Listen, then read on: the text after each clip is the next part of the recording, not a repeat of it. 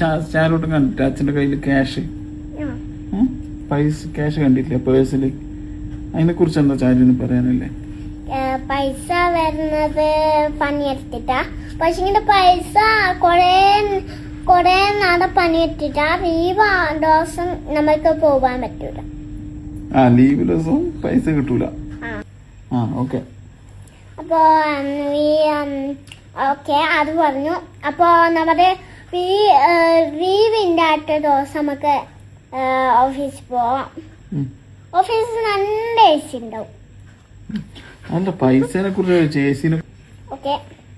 അപ്പൊ ഡ്രസ്സും അങ്ങനെ പൈസ വേണം, ചതുവിന് ഫുഡ് കഴിക്കുന്ന പൈസ വേണം, ചതുവിന് പാവാച്ചി വാങ്ങിക്കുന്ന പൈസ വേണം, അപ്പൊ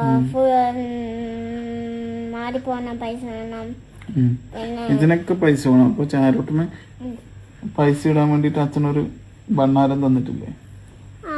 അപ്പൊ പൈസ എപ്പോഴും സൂക്ഷിച്ചു വെക്കണം. ഓക്കെ.